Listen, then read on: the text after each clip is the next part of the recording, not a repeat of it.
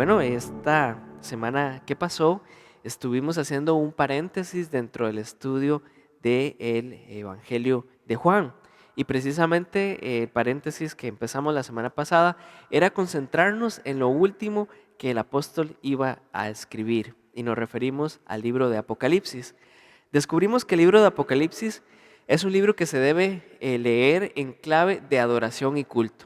Si nosotros no leemos el libro de Apocalipsis en clave de adoración y culto, lo leeremos mal. Además, descubrimos que el libro de Apocalipsis contiene la voz de dos pastores. Primero, el pastor Juan escribe a las iglesias, unas iglesias que estaban en un lugar muy importante en su corazón.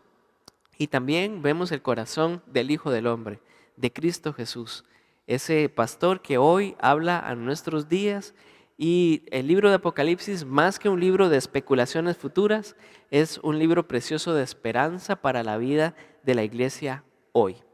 Y como es tan importante para la vida de la iglesia hoy, específicamente vamos a volver al libro de Apocalipsis para entender algunos principios de adoración y culto que están contenidos en este precioso libro.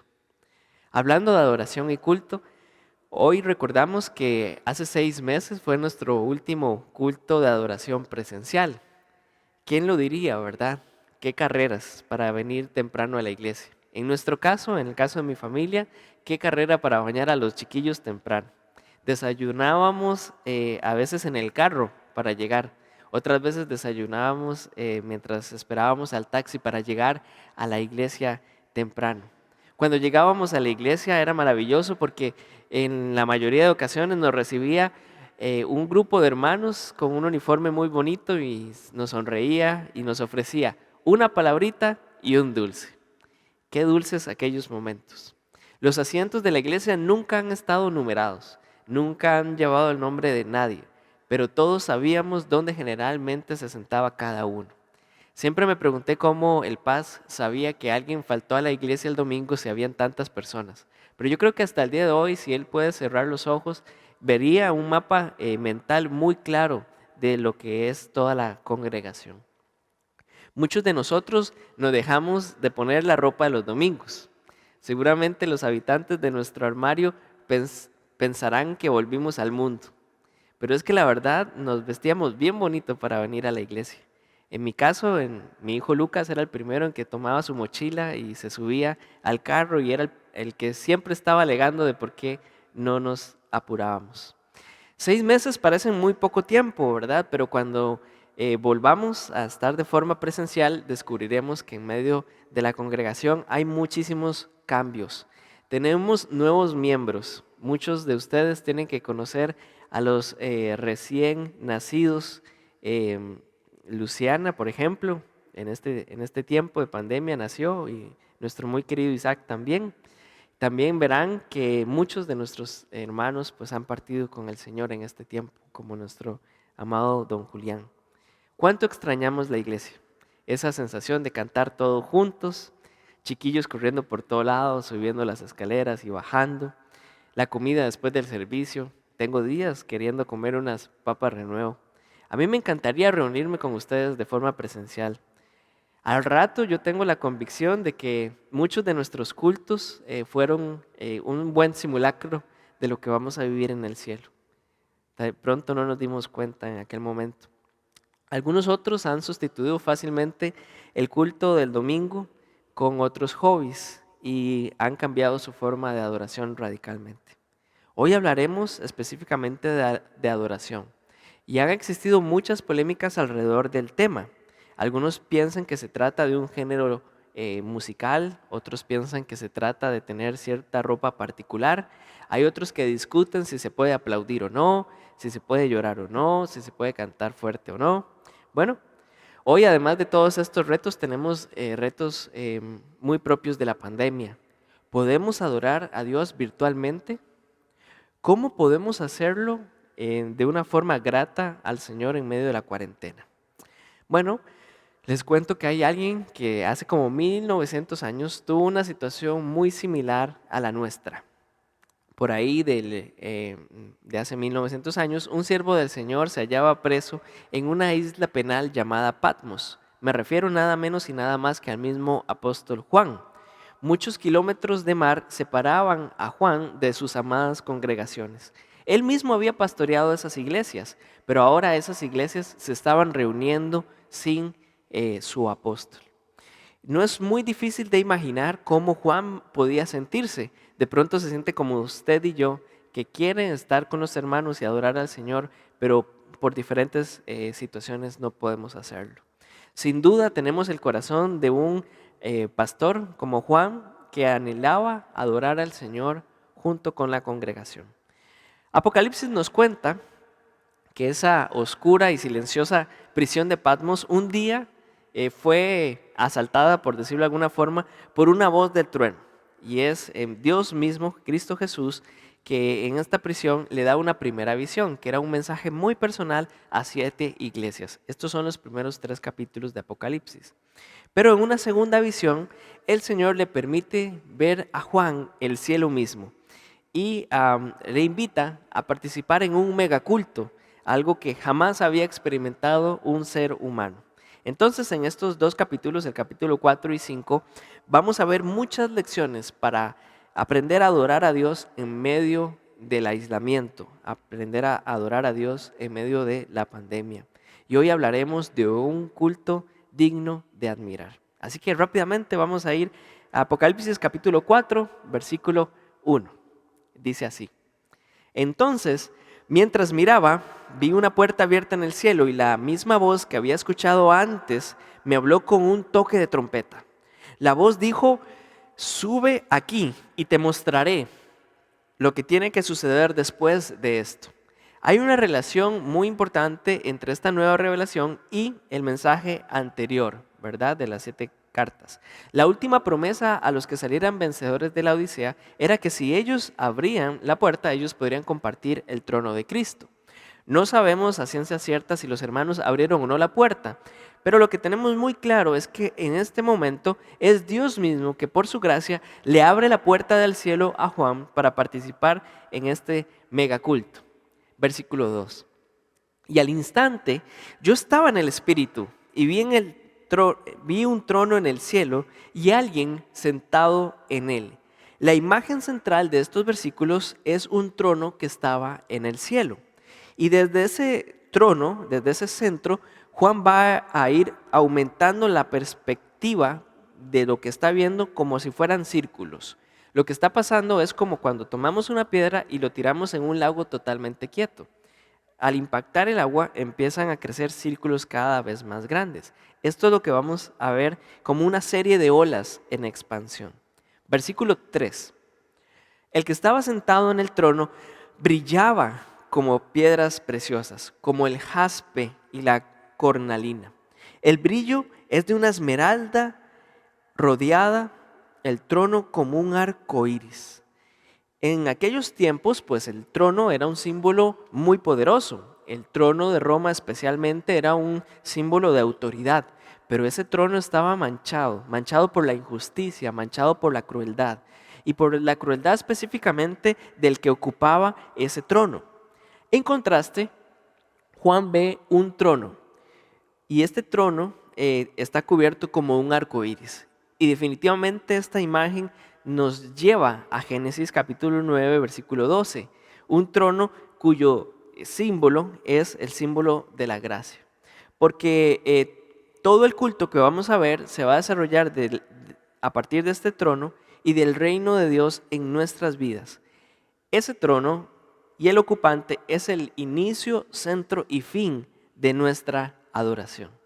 Versículo 4. Lo rodeaban 24 tronos, en los cuales estaban sentados 24 ancianos. Todos vestían de blanco y tenían una corona de oro sobre sus cabezas. Juan ve 24 tronos como si fueran satélites alrededor del trono central. 24 ancianos sentados, vestidos de ropas blancas y llevan consigo coronas. Este es el símbolo de la corona, pues muestra que ellos están ejerciendo alguna autoridad delegada. Se puede decir que son como los que cogobiernan con Dios en el mundo y en la historia. Puesto que todo el capítulo 4 se centra alrededor del tema de la creación Y puesto que Juan todavía no sabe nada del Cordero, entonces lo mejor es entender estos 24 ancianos no como los patriarcas de Israel ni como los apóstoles de la iglesia. Lo más acertado es ver en ellos una figura simbólica de poder, de autoridad. Versículo 5. Del trono salían relámpagos y estruendos de trueno. Delante del trono habían 7 antorchas con llamas encendidas. Esto es el Espíritu de Dios de 7 aspectos. Versículo 6. Delante del trono también había un mar de vidrio brillante, reluciente como el cristal. En el centro y alrededor del trono habían 4 seres vivientes, cada uno cubierto de ojos por delante y por detrás. Ven qué interesante. Muy cerca del trono, junto a las 4 patitas del trono, hay 4 seres vivientes. Veremos más adelante que tienen aspecto de león, buey, humano y águila respectivamente. Recuerdo que algunas iglesias tienen en la entrada, nos reservamos el derecho de admisión al culto. Lo que tenemos en esta escena es algo bastante diferente y hasta podríamos decir que hasta un poco exótico. Nos sorprende un poco descubrir que estas criaturas están metidas en medio oculto, ¿verdad? Pero es que esto es un recordatorio que nuestro Dios es un Dios de vida y quiere tener vida lo más cercano a su trono. Versículo 7 y versículo 8. El primero de estos seres vivientes era semejante a un león, el segundo era como un buey, el tercero tenía cara humana y el cuarto era como un águila en vuelo. Cada uno de los seres vivientes tenían 6 alas y las alas estaban totalmente cubiertas por ojos por dentro y por fuera. Sin tratar de dedicar mucho tiempo a identificar más de lo debido a estos personajes, podemos reconocer que el conjunto de los 4 son los vivientes. Así que según el pensamiento de la época, aquí tenemos al animal más salvaje de la historia, al león. Tenemos al animal más domesticado, al buey. Tenemos la creación más desarrollada, al ser humano. Y al ave más ágil, al águila.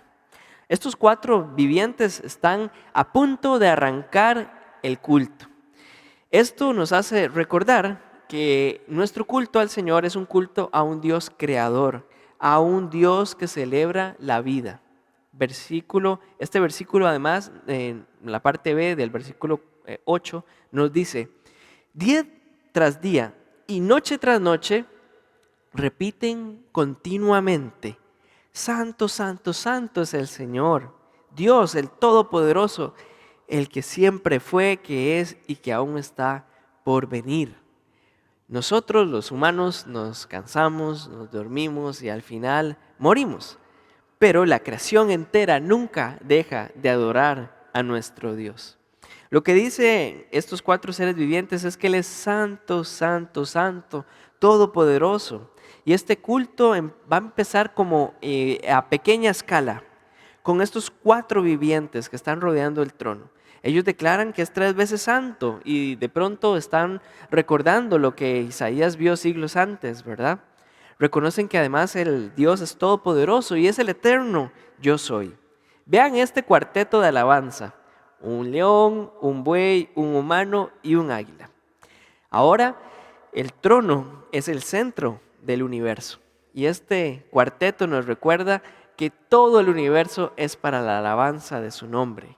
El ritmo del cosmos entero es un ritmo de adoración y de alabanza. Versículos 9 y 11. Cada vez que los seres vivientes dan gloria, honor y gracias al que está sentado en el trono, el que vive por siempre y para siempre, los 24 ancianos se postran y adoran al que está en el trono, el que vive por siempre y para siempre, y ponen sus coronas delante del trono diciendo, vamos a detenernos allí, ven qué belleza. Cada vez que los 4 seres vivientes dan alabanza, los 24 ancianos responden con una acción y una aclamación. Primeramente, ellos se bajan de sus tronos, ¿verdad?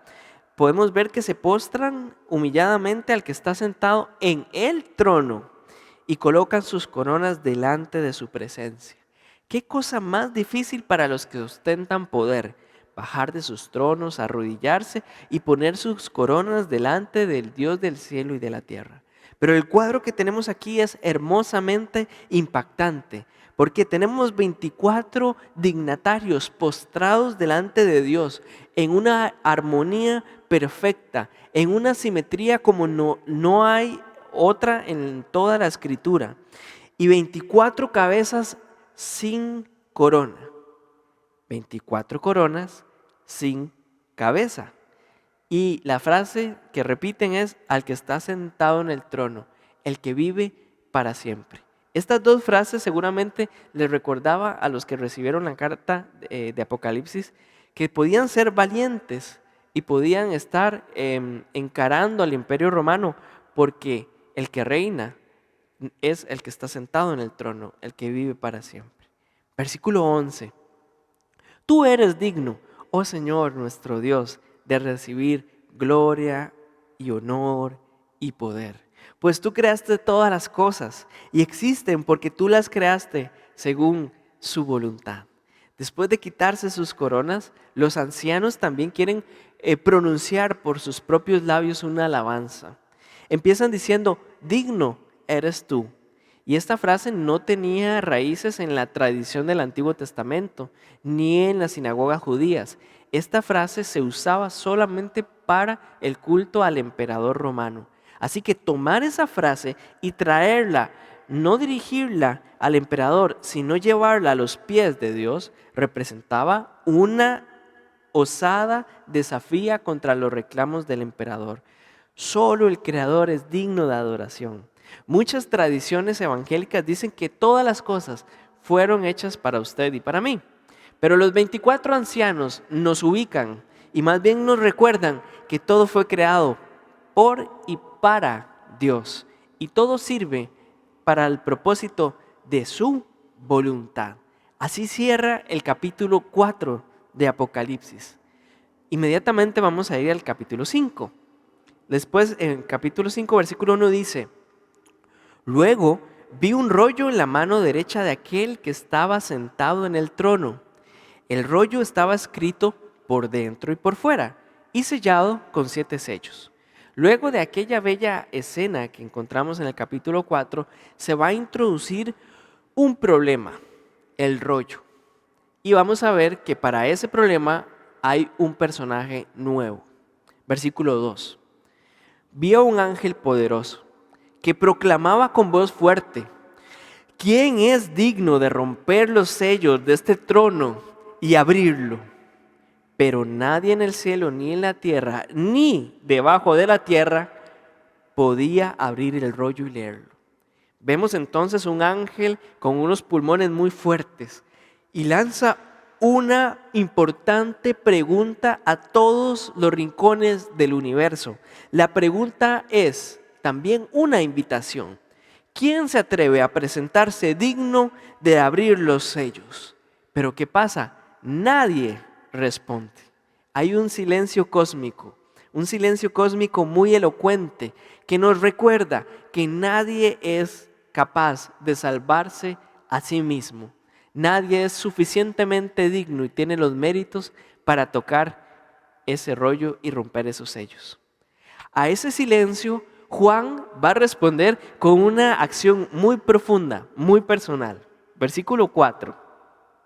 Entonces comencé a llorar amargamente, porque no se encontraba a nadie digno de abrir el rollo y leerlo. Vemos que Juan empieza a llorar. Y a llorar desconsoladamente. Con sus lágrimas está reconociendo su propio pecado y su indignidad delante de Dios. Este llanto está cargado de angustia, una angustia de lo que hubiera sido un mundo sin el Cordero. Y Dios nos recuerda que las lágrimas también pueden ser parte de nuestro culto al Señor. Juan está honestamente desesperado, honestamente está preocupado. No hay nadie en la escena, según él, que pueda presentarse digno. Versículo 5. Pero uno de los 24 ancianos me dijo: deja de llorar, mira al león de la tribu de Judá, el heredero del trono de David, ha ganado la victoria. Él es digno de abrir el rollo y sus 7 sellos. Juan nos presenta en el libro Apocalipsis un relato muy sincero de sí mismo. 3 veces se equivoca, se postra delante de un ángel y el ángel lo corrige, le dice: levántate, yo soy un siervo de Dios como tú. Y ahora pues nos recuerda que en esta escena tan maravillosa, él se olvida de que hay uno que ha ganado la victoria. Hay uno que sí es digno. Uno de los ancianos desde su trono responde a las lágrimas de Juan. Desde su trono responde con una proclamación del Evangelio. El anciano le recuerda a Juan como si fuera la primera vez que ha de escuchar estas buenas noticias, que el Mesías ha vencido. Él es digno de abrir los sellos. El profeta lloró aquí porque ignoraba el secreto que aparentemente todos en esta corte celestial sabían: Cristo ha vencido. Versículo 6. Entonces vi a un cordero que parecía que había sido sacrificado, pero que ahora estaba de pie en el trono. Y los 4 seres vivientes y en medio de los 24 ancianos tenía 7 cuernos y 7 ojos, que representaban los 7 aspectos del Espíritu de Dios, el cual es enviado a todas partes de la tierra. El versículo 6 enfoca desde 3 diferentes ópticas que Cristo en este momento ocupa el lugar central del culto. Juan mira hacia el trono porque le dicen que ahí está el león. ¿Y qué es lo que encuentra? No ve un león, ve un cordero. Porque nuestro Mesías se llama Jesús y su victoria fue esa preciosa cruz. Fue inmolado como víctima sacrificial, pero no solamente vive, sino que es un cordero que está alzado en 2 pies, está de pie, nos dice el versículo. Ningún cordero inmolado antes había sobrevivido a su propio sacrificio y mucho menos podía mantenerse en pie. Este cordero además nos describe Juan que tiene 7 ojos, lo percibe todo y tiene 7 cuernos, tiene todo el poder. Por lo tanto, vemos en el versículo 7 una acción que no nos debería sorprender tanto. Él pasó adelante y tomó el rollo de la mano derecha del que estaba sentado en el trono. Hace algo que jamás ningún ángel se hubiera atrevido a hacer nunca. Se acerca al trono sin previa invitación, toma el rollo desde la misma mano del que está sentado en el trono. ¿Qué hubiéramos esperado? Hubiéramos esperado un solemne castigo o al menos una reprensión como nunca antes se ha escuchado. Pero lo que tenemos acá es un cordero bastante atrevido. En lugar de ver una reprensión o un castigo, pasa todo lo contrario. El cordero va a ser adorado en la misma presencia del que ocupa el trono. Con un solo paso, el cordero viene a ocupar plenamente el centro de toda la escena del universo. Con este paso va a ser algo nuevo para toda la humanidad. Este sí fue un paso, gran paso para la humanidad. Versículo 8. Y cuando tomó el rollo, los 4 seres vivientes y los 24 ancianos se postraban delante del cordero. Cada uno tenía un arpa y llevaba copas de oro de incienso, que son la oración del pueblo de Dios. Vean que la aparición de este cordero tiene un efecto muy dramático, porque transforma el llanto en alabanza. Y además podemos ver que ha tomado en sus propias manos la rienda de toda la historia. Y tenemos una serie de sensaciones muy impactantes. De hecho, este pasaje toca todos nuestros sentidos, pero en especial nuestros oídos y nuestro olfato. En este momento podemos ver que el incienso baña todo el escenario. El mal olor del pecado ha terminado para siempre y ahora todo está bañado de una fragancia infinitamente agradable. El culto empezó con un cuarteto. Eran 4 voces de los vivientes, pero ahora ha crecido en varias dimensiones esta alabanza. Se unieron los ancianos y el coro ya llegó a 28 voces. Ahora, además, no solamente dicen una alabanza, sino que el versículo 8 y 9 nos van a decir que empezaron un cántico nuevo, empezaron un cántico de salvación. Este culto además va creciendo porque no solo cantan, sino que ahora tienen acompañamiento musical. Son 24 o tal vez 28 arpas. Y la fragancia del incienso está resplandeciendo en copas de oro, algo que embellece totalmente el ambiente. Versículos 9, capítulo 5. Cantaban un cántico nuevo diciendo: digno eres tú de tomar el libro y de abrir sus sellos, porque tú fuiste inmolado y con tu sangre compraste, redimiste para Dios a gente de toda tribu, lengua, pueblo y nación. Su sangre compró gente de toda tribu, lengua, pueblo y nación. Tanto el libro de Éxodo como el libro de Apocalipsis nos recuerda que la sangre del Cordero sella por completo un nuevo pacto entre Dios y los hombres. Versículo 10. Y los has hecho un reino y sacerdotes para nuestro Dios, y reinarán sobre la tierra. Su sangre no solamente nos lavó, no solamente rescató a un pueblo multiétnico, la sangre del Cordero nos transforma en un reino de sacerdotes. Versículo 11. Y miré y oí la voz de muchos ángeles alrededor del trono y de los seres vivientes y de los ancianos. El número de ellos eran miríadas y millares de millares. Esta idea de una pequeña multitud de creyentes acompañada por una gran multitud de ángeles era una idea muy común en el judaísmo e inclusive en el cristianismo primitivo.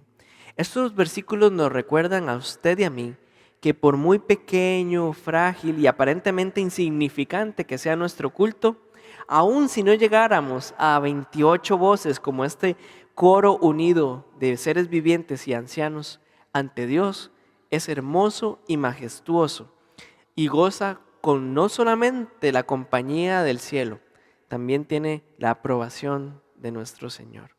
Millones de ángeles. Esto debe entenderse como totalmente innumerable, o sea, eran todos los ángeles del cielo. La palabra miriadas, traducida como millones, era el número más grande que conocían los antiguos. Y Juan hizo algo que otras fuentes no habían atrevido a hacerse nunca. Coloca a toda esta muchedumbre alrededor del trono y alrededor del Cordero. Todos juntos constituyen ese círculo más grande de alabanza, infinitamente más amplio, que en este momento se ubica para adorar al Cordero. Versículo 12, queremos saber qué decían. Ellos decían a gran voz: el Cordero que fue inmolado es digno de recibir el poder, las riquezas, la sabiduría, la fortaleza, el honor, la gloria y la alabanza. El grupo de 28 hace algo realmente sorprendente, que a usted y a mí de pronto nos podría parecer un poco hasta escandaloso. En la misma presencia de Dios, del que ocupa el trono, ellos se juntan para adorar al recién aparecido Cordero, pero a un grado de adoración que hasta aquel momento ni el ocupante del trono había recibido. Esta enorme muchedumbre angelical eleva una gran voz de alabanza al Cordero. Y esta alabanza está compuesta por 7 cosas. Él es digno de recibir 7 elementos: poder, riquezas, sabiduría, fortaleza, honor, gloria y alabanza. Esto no es casualidad, es una alabanza muy intencional. Quieren decir que Él recibe la completa alabanza en sus vidas. Versículo 13. Y oía decir a todos, a toda cosa creada que está en el cielo, sobre la tierra, debajo de la tierra y en el mar, y a todas las cosas que en ellos hay, al que está sentado en el trono y al Cordero, sea la alabanza, la honra, la gloria y el dominio por los siglos de los siglos. En este momento podemos ver que el trono y el cordero tienen el centro de todo el universo. Todo se ubica alrededor de ellos dos. Hasta los confines del universo. Jesucristo es el Señor de todas las cosas. Todo es por Él y para Él. Llegamos entonces al último de estos círculos concéntricos, que resulta ser nada menos y nada más que el universo completo. Todo lo que existe llena plenamente el escenario. Nadie existe fuera de esta visión final. Sin el Cordero, no habría nada en el cielo, ni en la tierra, ni entre los muertos que pueda abrir el libro. Ahora, toda la creación en el cielo, en la tierra, en la subtierra y aún en el mar, alaban al que es digno. Inclusive el reto del ángel fuerte toma otro sentido. Todo es por Él y para Él. Versículo 14. Los 4 seres vivientes decían, amén. Y los ancianos se postraron y adoraron. Aquí termina este precioso culto que debemos de imitar. Pero, ¿por qué este detalle tan importante? ¿Por qué lo último que dicen estos 4 seres vivientes es amén? Bueno, el verbo amén la palabra amén viene del verbo hebreo akman, que tiene un sentido básico de estar firme y tener constancia. A veces en el uso de la palabra hemos perdido el sentido original. A veces pensamos que amén significa estoy de acuerdo o significa así sea. A veces ha pasado que se ha transformado en una muletilla. Estamos en el culto, el predicador dice algo que nos gusta y decimos amén. Pero realmente el significado de la palabra akman, amén, es mucho más profundo. Significa que así sea, pero significa que así sea, me comprometo. Entonces, en aquellos tiempos era muy frecuente que el sacerdote llegaba delante de los esposos y les decía todas sus responsabilidades dentro del pacto matrimonial, a lo cual ellos tenían que responder amén. Cuando el sacerdote decía hasta que la muerte los separe, ellos decían amén, significa que así sea. Yo me comprometo. Jesucristo es el amén de Dios. Nuestro Cordero se comprometió hasta la cruz. Así que cuando nosotros decimos amén, nosotros estamos diciendo, sí, me comprometo con el Cordero, cueste lo que cueste. Toda adoración termina en un amén, en un compromiso. ¿Qué par de capítulos tenemos en capítulo 4 y 5 de Apocalipsis? Es hermoso este modelo de adoración que nos permiten ver este par de capítulos. Pero tenemos 5 lecciones, 5 principios muy importantes que usted y yo tenemos que considerar aún en medio de la pandemia. Y se los quiero decir. El primer principio que vemos en estos 2 capítulos es que todo gira alrededor del trono de Dios y del Cordero. La razón de todo lo que existe es llevar honor y gloria a estas 2 personas. A veces pensamos que todo gira alrededor nuestro, inclusive Dios. Pero estos 2 capítulos nos ubican. No es así. Todo gira alrededor de Dios y del Cordero. Nada toma por sorpresa a Dios y al Cordero. Nada los hace moverse de la escena principal del universo. Segundo, el culto a Dios y al Cordero están creciendo y se están expandiendo de gloria en gloria. A veces caemos en otro extremo, en pensar que nuestra adoración es una cosa minúscula y que tal vez Dios no nos está escuchando. Pero leyendo Apocalipsis capítulo 4 y 5 nos damos cuenta de algo muy importante. No estamos solos en esta alabanza. La alabanza es mucho más que 4 paredes. La alabanza es de toda la creación. Todo lo que existe está alabando al Cordero. Podemos llevar nuestra alabanza a los pies de Dios Inclusive podemos llevar nuestras lágrimas, podemos llevar nuestro poco conocimiento. Siempre esas cosas serán bienvenidas y siempre serán sumadas a un coro de toda la creación. Nuestra alabanza no es grande o pequeña por lo que hacemos o por lo que cantamos. Nuestra alabanza siempre es grande porque el que la recibe es grande. No solamente grande, es digno y es todopoderoso. La tercera cosa que podemos aprender, o el tercer principio que podemos aprender de alabanza en estos 2 capítulos, es que adoramos a Dios por lo que Él es. Todo el capítulo 4 nos explica quién es Él. Y el capítulo 5 nos explica la segunda razón por la cual debemos adorar. Adoramos a Dios por lo que Él ha hecho. Nosotros mismos fuimos creados para alabanza y honra de su nombre. Pero también adoramos a Dios por enviar al Cordero, por rescatarnos, porque solo Él es digno de tomar el libro y de abrir los sellos. Sin Cordero no había rescate. Sin rescate no podíamos acercarnos confiadamente al trono de la gracia. Sin acercarnos al trono de la gracia no podríamos alabar su nombre. Él es digno y le adoramos por lo que Él es y por lo que Él hace. Ese es el orden correcto. El cuarto principio de alabanza que encontramos en estos 2 capítulos de adoración de Apocalipsis es que todo culto debe terminar con un enfático amén. Hoy más que nunca tenemos que entender que adorar es mucho más que asistir a una ceremonia. Le adoramos por medio de nuestro compromiso. ¿Cuánto de nuestra culto, cuánta de nuestra adoración giraba alrededor de este templo? La respuesta es bastante fácil de encontrar. Dime qué tanto estás alabando a Dios fuera de Él en medio de la pandemia.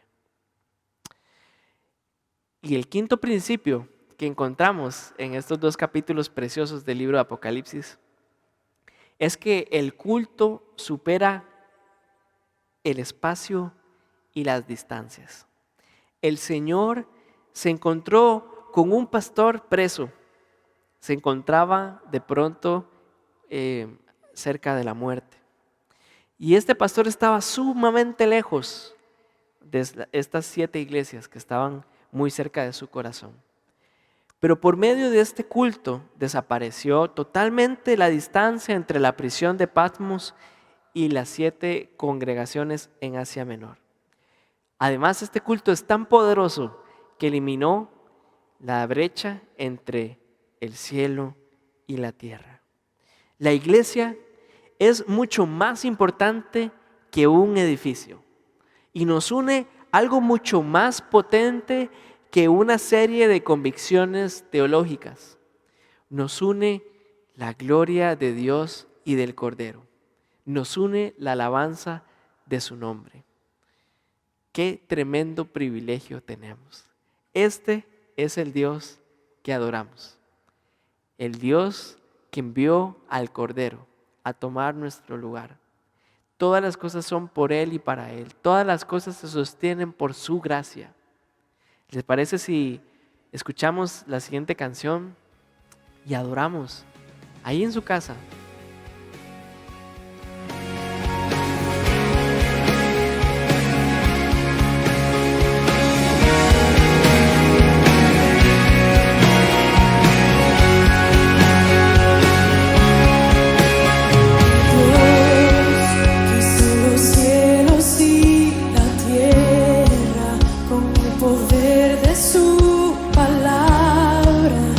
Reina con autoridad.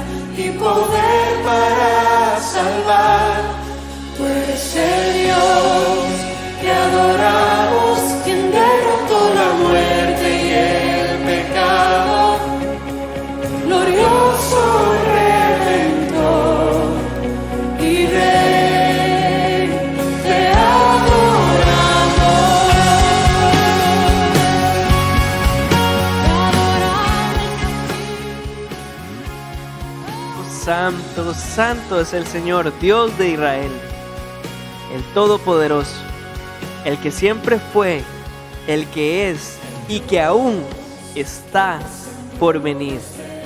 Qué honor tenemos, Señor, de hoy acompañar, Padre Celestial, a este precioso coro en los cielos. Y te venimos a decir, véngase tu reino y hágase tu voluntad aquí en la tierra como se hace en el cielo. Que nuestras vidas puedan dar honra, gloria, honor y alabanza al que está sentado en el trono. Tú eres digno, Señor, tú eres digno, tú tienes todo el honor, todo el poder. Tú creaste todas las cosas y existen porque tú las creaste según tu voluntad. Y hoy, Padre Celestial, podríamos venir llorando amargamente porque nadie más es digno, pero agradecemos porque hoy podemos ver al Cordero. Porque hoy podemos ver al Cordero y el Cordero nos está viendo y el Cordero nos conoce. Tú eres el que tomaste la iniciativa. Tú, Señor Jesús, diste un paso adelante y arrebataste, Señor, nuestras vidas de la muerte. Ahora tienes el rollo en tus manos, Señor, y nos recuerda que nada pasa fuera de tu voluntad. Por eso hoy queremos decir, digno eres de tomar el libro y de abrir los sellos, porque tú fuiste inmolado y con tu sangre nos compraste. Nos has hecho reyes y sacerdotes. Y hoy queremos, junto con toda la creación, decir, tú eres digno de recibir poder, riqueza, sabiduría, fortaleza, honor, gloria y alabanza. Que nuestras vidas sean un gran amén. Me comprometo con llevar gloria y honra a tu precioso nombre. En el nombre de nuestro Señor Jesucristo. Amén. Hoy, hermanos, también queremos agradecer porque hemos estado orando por nuestro amado pastor Marvin. Ya se encuentra mejor, está en pronta recuperación. Y creemos que el buen Dios que empezó la buena obra en nuestro amado pastor la va a llevar a feliz término. Además, no dejamos de orar por nuestros hermanos que tienen necesidades laborales o necesidades de ver la gloria de Dios en medio de sus cuerpos. Y hoy, sobre todo, queremos agradecer al Señor porque pese a todas las cosas, podemos juntos alabar y glorificar al Señor. Nuestro culto es importante porque Él es importante y Él es digno. Así que vamos a orar finalmente por la iglesia, por usted, amado, pidiendo al Señor que haga resplandecer su rostro sobre su vida, sobre su familia, que puedas ver el fruto de tus manos florecer, que puedas ser acompañado en el campo y en la ciudad por su gracia, que puedas disfrutar y conocer cada vez más al buen Dios que merece la gloria y la honra. Señor, agradecemos por tu palabra, agradecemos por lo que nos has hablado hoy. Gracias, Señor, porque nos recuerdas lo importante que es llevar honra y gloria a tu nombre. Permítenos ser hacedores de tu palabra. Y hoy, aún en plena pandemia, aún en plena incertidumbre, en muchos factores, reconocemos que todo lo que estamos viendo, todo lo que vivimos, no ha podido mover ni un milímetro al que está sentado en el trono. Gracias por considerarnos de confianza para adorar tu nombre, para acercarnos confiadamente por medio del trono de la gracia. Bendice, Señor, a tu pueblo con tu palabra y con hambre y sed de tu justicia, Señor, en el nombre de nuestro Señor Jesucristo. Amén.